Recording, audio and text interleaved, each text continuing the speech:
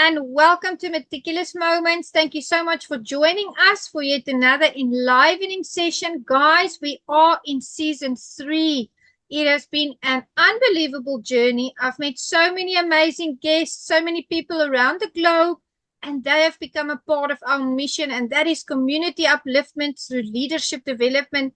And today we are here with a true leader, someone who is a pioneer in a lot of fields.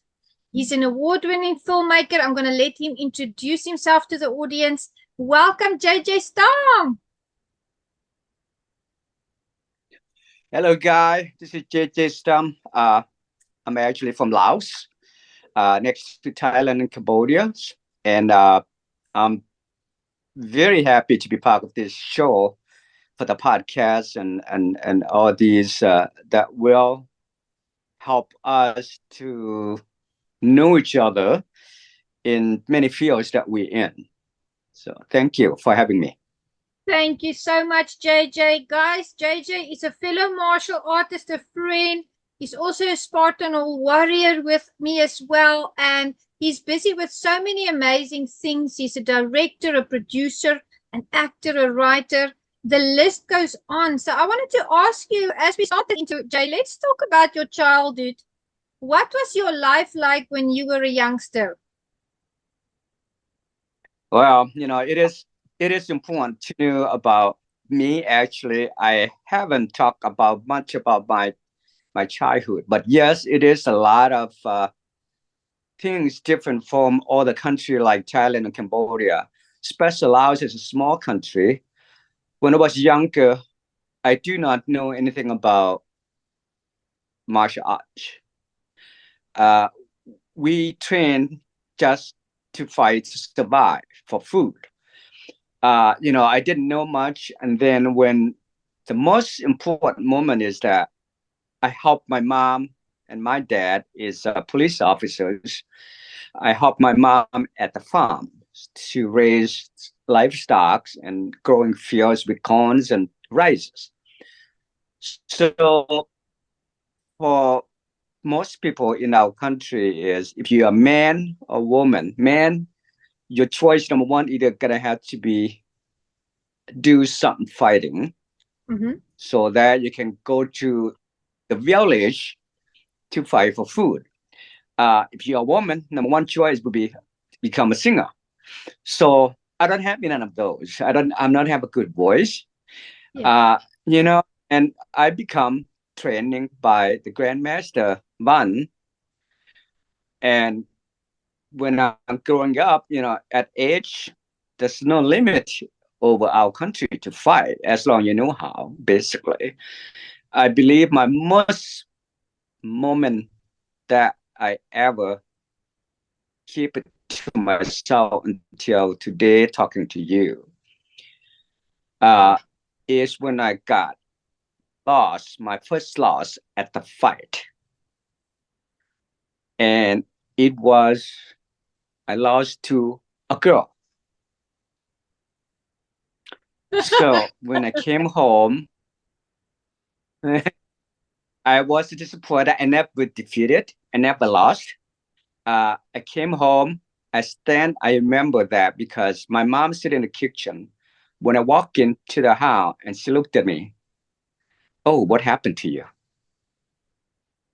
And I look at her, very sad because I usually win. Yeah. I said, "I lost mom today." Yeah. And she's like a smile and come back. Well, he must be very good. That's what she said.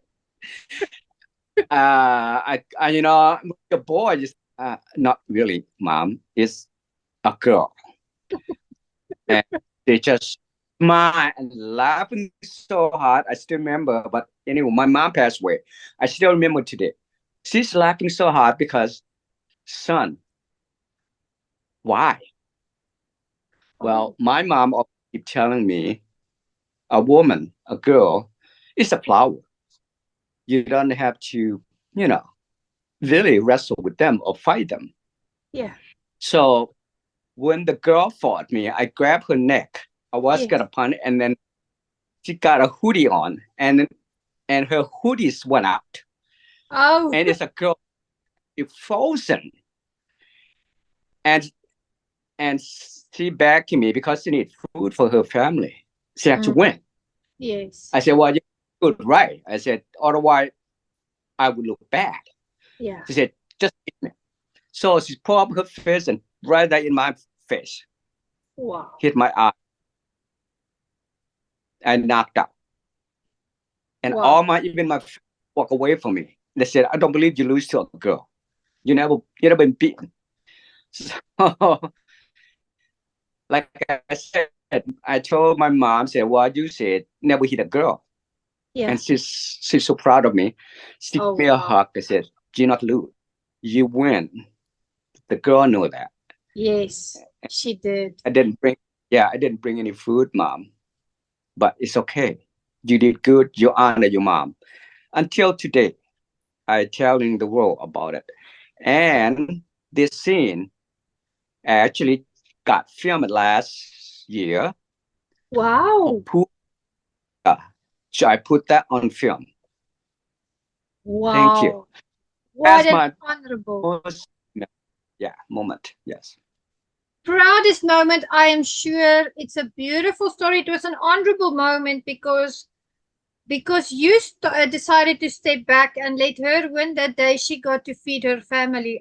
It couldn't have been easy as a girl to have gone out, and fought for that. So I can understand why your mom was that proud, and I'm super happy to hear that you put it in Pooh Comes to America in your movie. Wow, that's awesome. Thank you. Thank you. Now let's go to our next question. How did your martial arts journey start? So you were a young child in your village. You had to learn martial arts. And how did you start the style that you chose after that? Where did you get your grandmaster? How did that happen? Yeah, it is again. It's just back to the childhood thing. So I worked at the farm so hard. This gentleman, he's my grandmaster actually. He walked past me every morning when he go to his training. Yeah. It's in a mountain, and there's a river across between my his training center and my farm. And every time he saw me, he just said, "This kid just works so hard. He need to Yeah. do different way." So, and when he came to me and said, "Boy, do you want to fight for food?" That's what how it started. I said, it would be great. That way I don't have to work so hard at the farm, so I can divide half and half. He said, Yeah. well, I don't have money to pay you, sir. And he said, well, can you carry the water? So, and I said, yes. So first day when I went there, I didn't do nothing, basically. I just carried the water up to the mountain and put in a jar for him to take a shower. Yeah. So 3 4 days, the same thing over and over. I'm getting tired. I said, am I going to learn how to fight or just carry the water? He said, son, your leg's not strong. I said, a what? I'm strong. I carried the water. He said, no, you're not strong enough yet. Carry some more. It took me just almost like 2 months, just carry the water. But I was patient enough. Yes. And then he told me the system. At that time, I didn't know what the system is. Yeah. All I know is how to hit and Mm-hmm. stomp people. Mm-hmm. Uh, I believe I turned 7, and he said, "Boy, you are very good now. You should go try to some fighting." Yeah. I said, "Oh, my dad like that because my dad hate the martial art. Because in Laos, the fight start with martial art people, not with the regular people. Regular people just Mm-hmm. do the farm and go chopping." Okay, Yeah. so martial art I to fight in the backyard, in the farm, anywhere, and he had to arrest them all the time. So I said, I don't Yeah. think my dad's gonna like that. And my mom said, son, it's okay. Your dad doesn't have to know. Do you like to do that? I said, yes. I said, go. So, and that's how my journey started. I won the first time, and the guy was like 18 years old. I'm only like 8 years old. I said, oh, And they said, well, you good, you go into it. So I go in there, and the guy was like very cocky and just standing there. I said, okay, what am I supposed to do? So my master was there with me. Just hit him. I said, okay.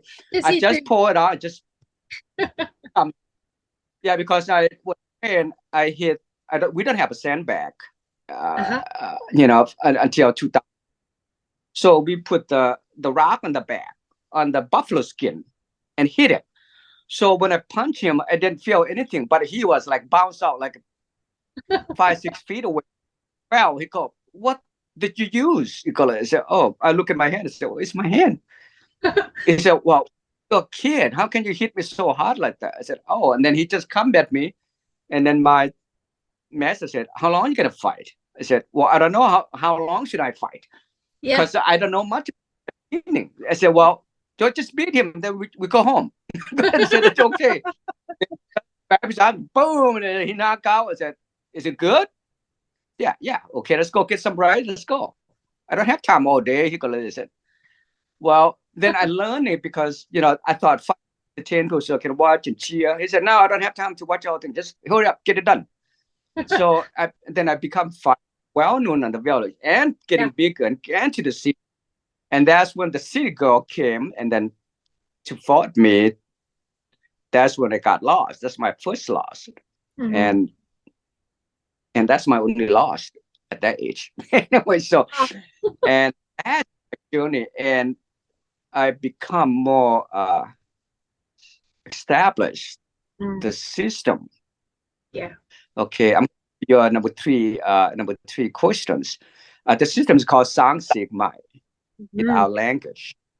And in English, Muay Lai Lao Buran.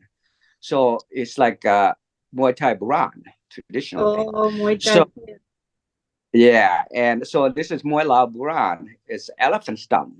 That's actually the English name I translated when I'm here in the U.S.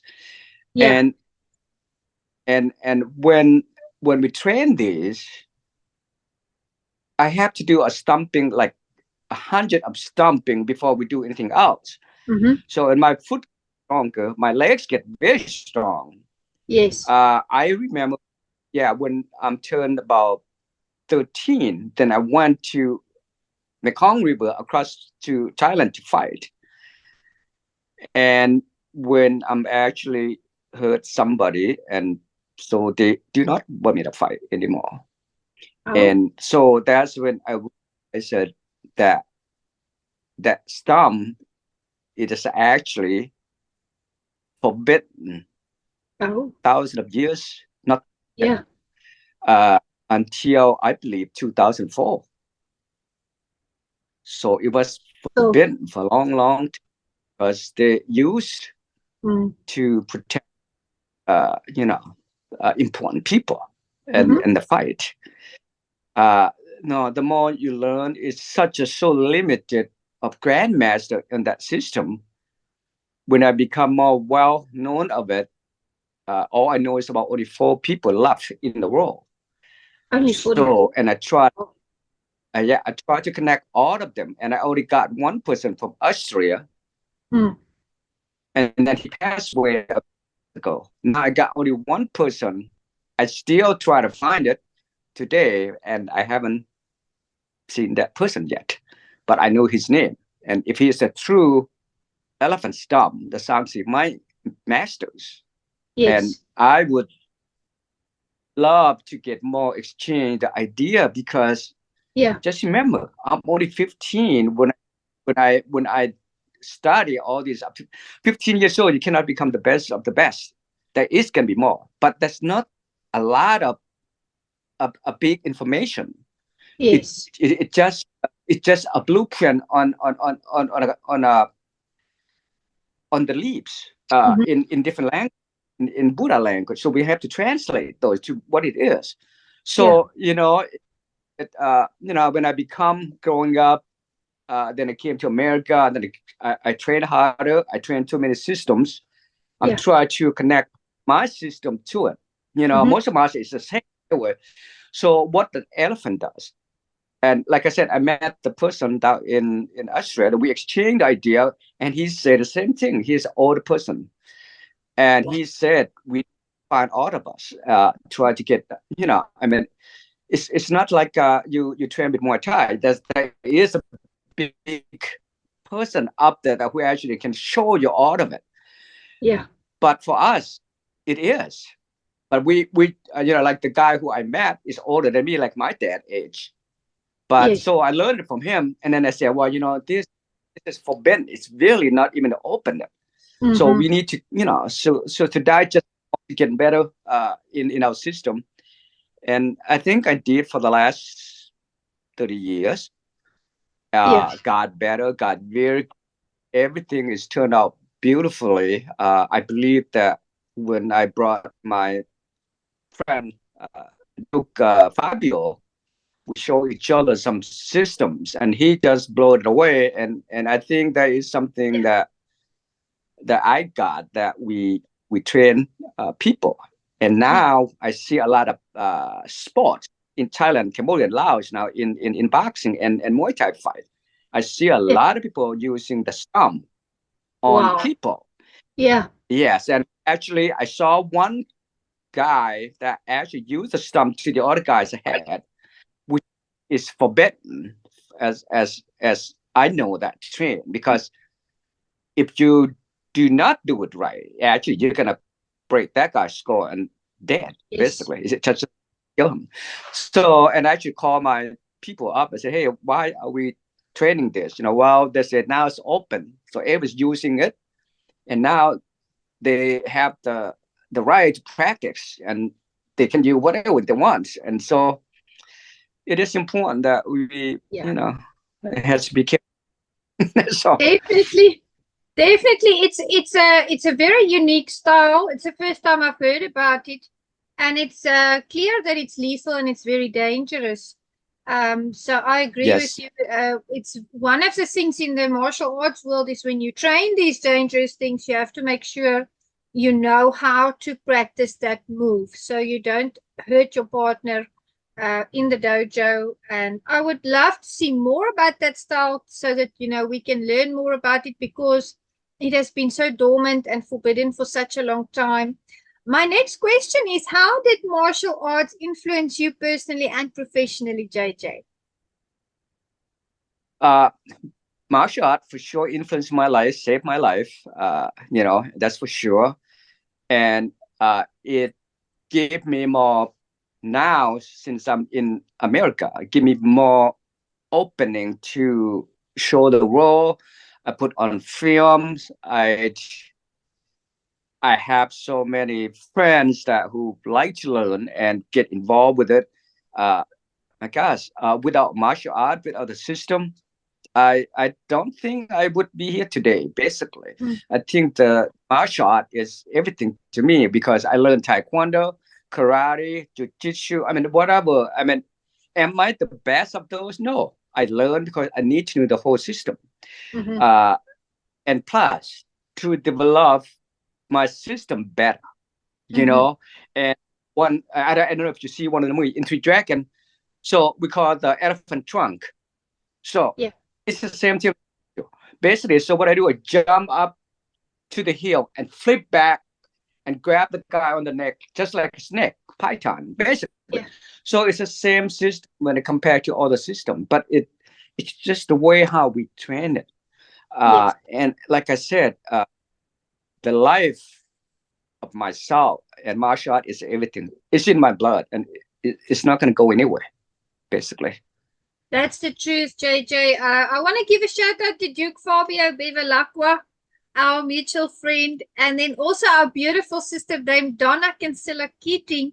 I was visiting her in Cape May before the event that we went to, and she was talking about her martial arts journey and explaining to me how it happened. And I said, Donna, martial arts found you. It found you. It's in your blood. And I said it was the same for me, because I also started later in my life, and it becomes a part of you, like you've just mentioned, JJ. It's just something that becomes your life. And You know, people don't always relate because they don't do martial arts, but for the martial artists out there, I know they understand that feeling. It's a lifestyle. It's not just a sport. It's not just the art. It becomes, it's in your veins. It's in there, and it's Yes. what you train for, and it's something that's a lifelong journey. So shout out to Duke Fabio and Dame Donna. We have mutual friends, Dr. Goldman, Raynald La Rochelle. I saw Raynald. He's a part of one of my mastermind groups. I saw him on your page as well. I know him, Charles Heimlich and Samuel Kwok. Let's talk about your journey in the movie industry. Because I know Duke Fabio was in Pooh Comes to America with you. So let's talk about how that started. Well, yes, it is. It is great. You know, I'm a programmer. When I'm actually got into film in college, I just okay liked it. You know, and later on, the guy actually the producer uh, coming in and saw my show. I do Yeah. a show. I'm hosting it. All he said, "Hey, you are good at this stuff. You should be doing some film." I said, "That's not for me. That's not for me." He said, "Okay, well, I'll give you a chance." So, and then he came up and said, "Okay, forget about the movie. Can you host my TV show from Korean?" I said, Yeah. "Oh, wow. I'm not a Korean, Nicholas. No, but we need an Asian person doing here." So I started doing it. I was very enjoying it. The pay is good. That's one thing. And Yeah. a year later, then they bought it back. They took it, they bought out and they took it back to their country. And I said, it's okay. And later on, then I said, I do some stunt for commercial stuff like that. Yes. Well, finally, I got freelance come to Hollywood to do some stunt for one of the film. I'm not going to say much because they don't want me to say it. What happened is I did the stunt and they said, "Hey, do you need a wire on you? Do you need this? You need that?" I said, "Oh, what's that for?" Because I never know anything. I'm a martial art. They said, "Well, I want you to jump over the car and just do this, do that." I said, "Okay." So I did that. I said, so the director said, "Well, that kid just did a stunt without no wire." It's like I said, well, and at that time, I just came from my country. I'm still young. Now I'm like 18, 19 years old. I'm still like crazy Yeah. things. I jumped from tree to tree back home. Said, "Well, this is nothing." And I look at the car. Okay. So I was jumping, like I said, and landing. I'm just laughing. I said, "Hey, do you want to come back tomorrow to do this?" And I said, "What do I do?" "Oh, just run to the window and break it." I said, "Okay." So I did that. And then so that's what happened, the journey. And then now become bigger and Yes. bigger. And then and the pay is better. And then now I love the most is that, I said, well, I don't want my name to be anything. I just want a paycheck. So I was young. So, and because all I do was take care of my family. So my dad doesn't work too hard here in America. So, Mm-hmm. and I did that. And, actually, we got a nice home from that Wow. pay, and now it become better. Then, later on, I got a family Yeah. who passed away in 2012, uh, my wife. So she was the only person that really pushed me Mm-hmm. out the box. Mm-hmm. Okay. Now we just do all this. I said, well, if you this good, you have to be doing this. Uh, and so my first films in Three Dragon, we shoot in 2000 in Thailand, Laos, and Cambodia. Yeah. Okay. This is the memory that I will never forget because it's part of my wife's there. And all I told her was, if I do this, you Mm-hmm. have to go with me. And I have to film you, even you go to the bathroom. And she said, what? That's that. So Wow. that's. She said, okay, if you do this, I will let you film. I said, okay, we agree on each other. So we went. Like I said, that's just unbelievable. Yeah. So we got in Thailand, we got a setup, we got Cambodia setup, we got everything. So we shoot in Thailand, Cambodia. It's just like a filmmaking. So now Yeah. in Laos, it's totally different. Yeah. Because in Laos, it's not, what do you call, not civilized in film yet. They still watch movie black and white, and Yeah. whatever you see on TV, that's what happened, right? So I didn't know that. See, I left home when I was 13, 14 years old. When I go back, now I'm almost 30 years old. So, Yeah. so I went back home and I said, I want to make a movie. So they said, well, you have to go talk to the government. I said, oh. So when they agreed to sign out the contract, I said, where do you want to do it first? I said, a play that never seen before. Yeah. So they give me the Forbidden Place, the first king set of the war. That's why I shot my film at, believe it or not. So to me, my wife cried because it's amazing that's our dream to be their location. Yes. And we got almost every single one of them. Okay. Fantastic. So the memory on this film is the one that you saw here now in Three Dragon. That's renewed here in America. Yes. So here's what happened. Okay. So the day that we shoot, the first day, I supposed to be chasing by white buffalo. Oh. I said, okay. Wait, yeah, that's right. I thought it's a trained buffalo. I'm Americanized now, right? So I'm red, wear red, yeah, wear red. So and we get into the bus. So we're gonna film with the crews, everything up, and we got military truck. I said, what's that? So they said, well, we're gonna put the camera in because we're gonna drive through the mud in the farm field. Yeah. Oh, this sounds fun, So me, just like American kid, a job up in the middle of the farm with all this water and a little bit of buffalo. I said, oh, this is cool. Yeah. And then I see the big truck came, a huge truck. I said, oh, what is that? So my wife, she hired like 6 female for outtake camera. Yeah. The 2 of them on her and the on me. So yes. I mean, this is the kind of something that we want to do, right? So and we go and good, and then the big truck came next to me, and it said, "Son, you have to walk about a little 20 feet away from us." I said, "Okay, yes. Why?" Well, we're gonna let the buffalo down.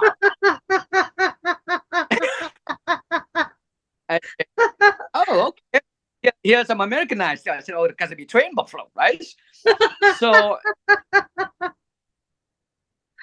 when the door opened and all the guys jump up to the top of the truck, I said, yeah. Why are they scared? Buffalo, big male buffalo stand in the truck. There's no lid to come down. He had to jump down, right? And all see head out of the truck go like this with the big. I said, wow, that's a big boy. Right? I'm still Americanized, right? And my wife, this is why they film. I said, go, holy, she's swearing it. I think that's a real one. So, I am stand 20 away from the truck, wearing red. So, imagine that, and I got a helicopter. Yeah. The guy that actually holds the camera shooting up there, and he got 2 big military truck with cameras, and there's another truck in front of me waiting for me, but I have to run in the mud. Oh no, I'm still like I'm an actor, so I can do this, right? So what happened? They cut the rope out from the buffalo. Yeah, because it so and cut it. All I do just swing the head back and forth like this, where to jump down.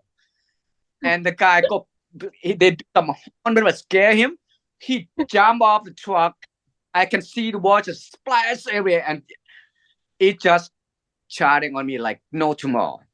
And my wife screamed, honey, you gotta run. I said, what? I said, no, run. So on the helicopter, hey boy, run, it's gonna kill you. I looked out. I think this is a real thing. So, and that boy just shot on my butt like this close. Yeah. Whoa. And my who behind the scene shooting, the two girls shooting, she's cried. She said, he's gonna die. Oh. I said to myself, I'm dead. Sure. I got like 3 feet away from me. Oh. Okay. And I'm gonna look back. I saw him fly up like this. I said, okay. So what I did was I pushed my feet on the mud, pushed myself backward, going between him, and he just landed, and that horn just stuck in the mud, and he's up there. And the camera guy's like screaming up there, run to the truck. So, but the truck's over there, the buffalo's in front of me. And I said, I'm not going to go backward, it's truck backward. No. So I ran, and now I go underneath him again.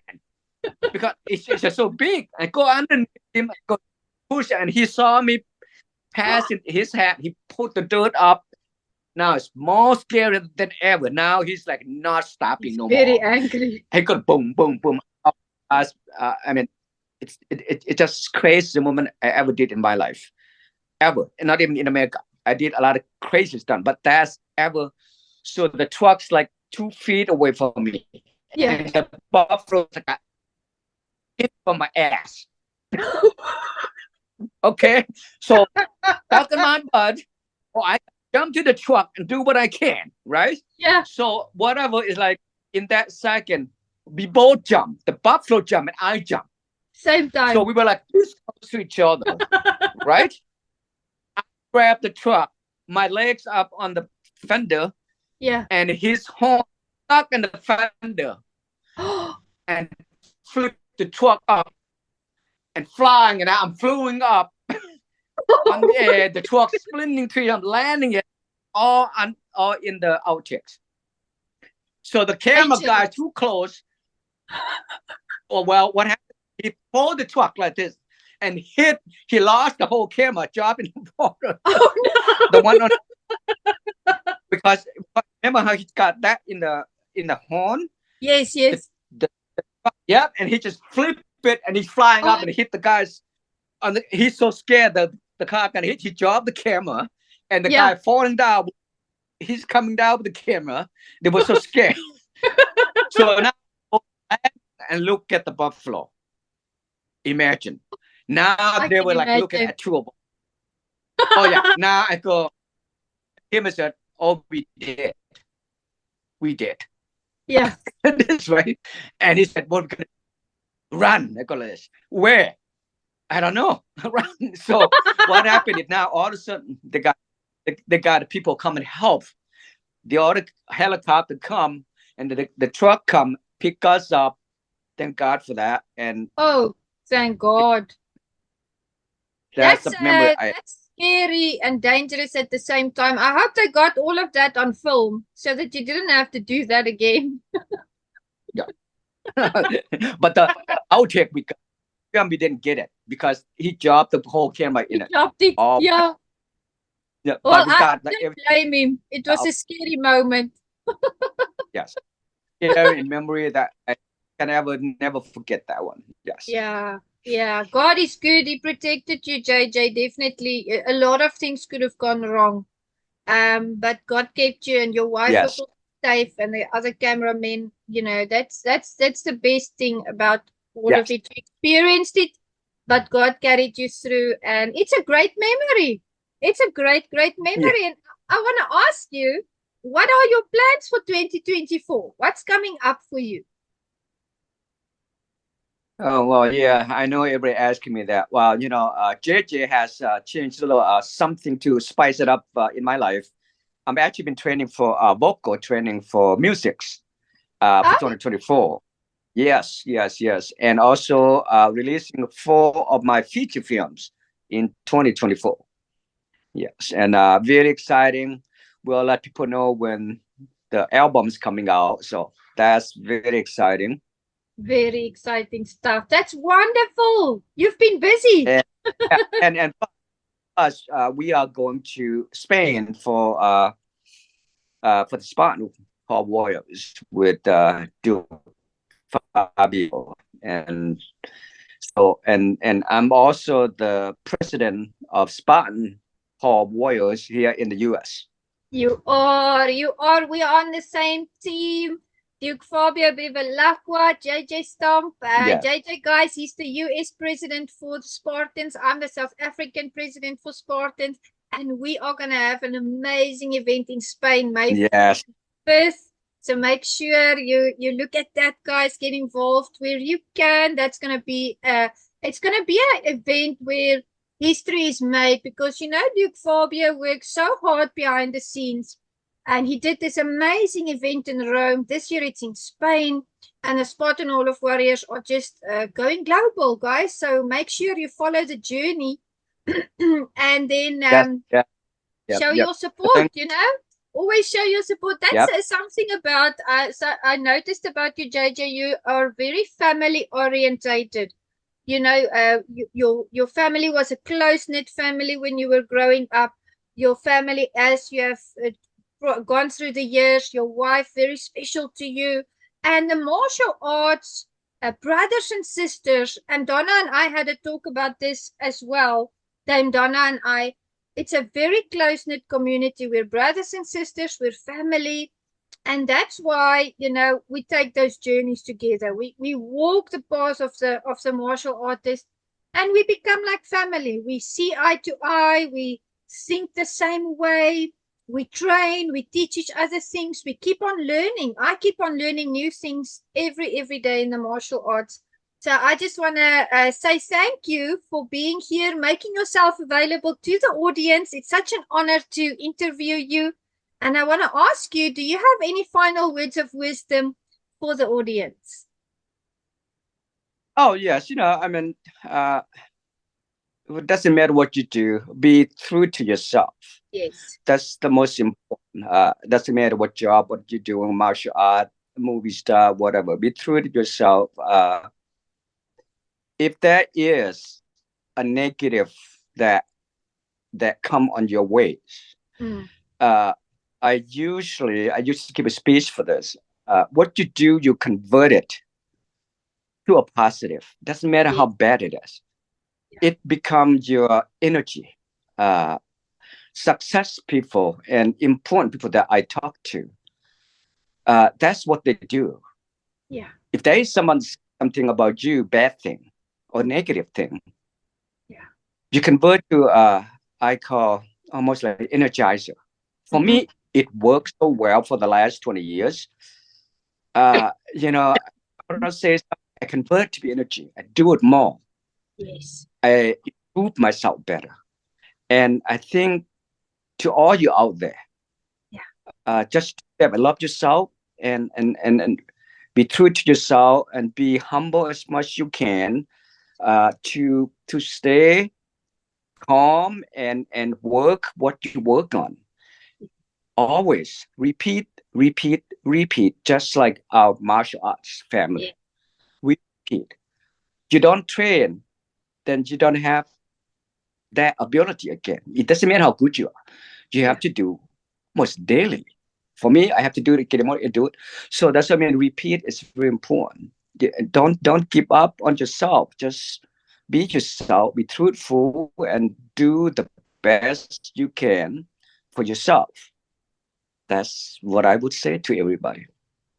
Very wise words of And wisdom. thank you. Thank you so much for the honor. It was awesome to interview you, and we are going to do great things together. And God bless you always, and keep on with all the wonderful things that you are doing. We cheer you on, brother. Have a beautiful day. Thank you. You too. Thank you for having me. Goodbye. Bye-bye.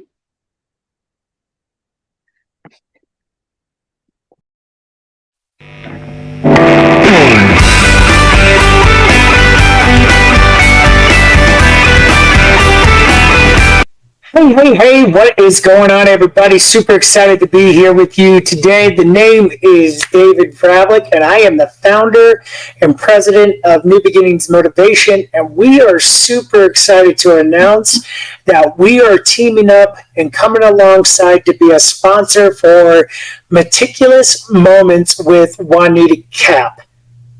This was an absolute joy to be able to come and to be able to be a sponsorship with her, not only because I believe in what she's doing and all the powerful moments that she's providing her community and the fact that she's invited me on her show a couple of times, but I'm also excited because she's a part of the family within the New Beginnings Motivation team. And it was a no-brainer when we had this conversation about teaming up with her. And so it is with an extreme honor that myself personally teaming up with Juanita Kapp. So super excited and much love, sister. Hi, my name is Jose Escobar, and I'm the founder and CEO of the Connected Leaders Academy. We're the #1 fastest growing community and tribe of some of the highest level entrepreneurs all around the country and around the world. We're in 36 states across the U.S., in 11 international countries, and over 240 plus members, growing every single day. And I'm honored, excited, and I'm glad to say that I'm proud to be the official sponsor of the Meticulous Moments podcast with Juanita Kapp. Thank you so much for the opportunity. I'm excited for this journey.